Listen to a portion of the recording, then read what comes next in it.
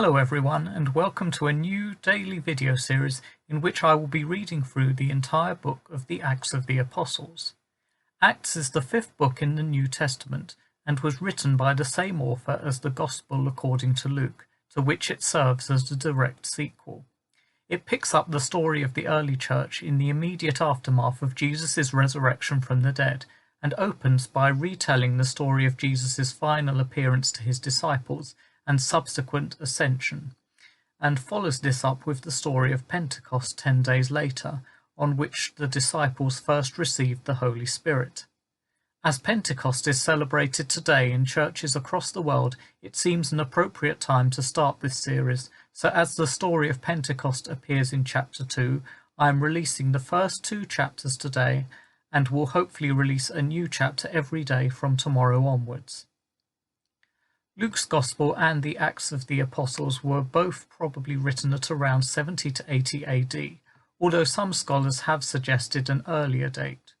The author identifies as a doctor called Luke, who briefly appears as a first-person narrator later in the book, and probably knew the Apostle Paul, so it seems likely that the books were written within a generation of the events described. The first 12 chapters of Acts concentrate mainly on the story of Peter, the apostle chosen by Jesus to lead the new proto-Christian movement. However, from chapter 13 onwards, the author switches emphasis to tell the story of the newly converted Saul of Tarsus, who becomes known as Paul, and his missionary journeys over the next 2 decades. The switch from Peter to Paul seems to represent the conflicts that existed amongst the earliest Christians about the conversion of Gentiles and whether they needed to be circumcised and obey the Jewish law. The author of Luke's Gospel and Acts certainly seems to support Paul's view that the gospel message of salvation was for everyone and did not require circumcision or any other obedience to the Old Testament laws, although it is interesting that it is Peter rather than Paul who receives the vision that no creatures created by God should be described as unclean. For this series of readings, I will be reading from the New Testament for Everyone, a relatively new translation by the former Bishop of Durham, Tom Wright, first published in 2011. For those wishing to follow the text, I am pleased to confirm it is available on the Bible Gateway website. Thank you for watching, and to coin a phrase, here comes the sequel.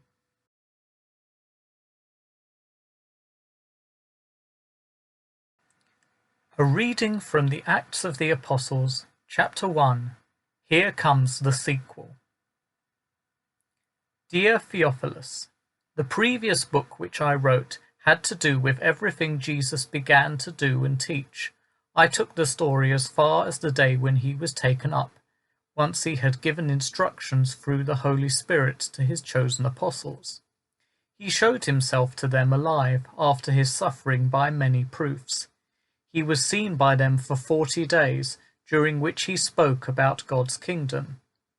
As they were having a meal together, he told them not to go away from Jerusalem, but to wait, as he put it, for the Father's promise which I was telling you about earlier. John baptized with water, you see, but in a few days from now you will be baptized with the Holy Spirit. So when the apostles came together, they put this question to Jesus. Master, they said, is this the time when you are going to restore the kingdom to Israel?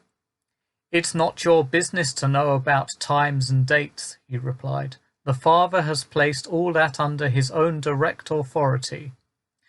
What will happen, though, is that you will receive power when the Holy Spirit comes upon you. Then you will be my witnesses in Jerusalem, in all Judea and Samaria, and to the very ends of the earth. As Jesus said this, he was lifted up while they were watching, and a cloud took him out of their sight.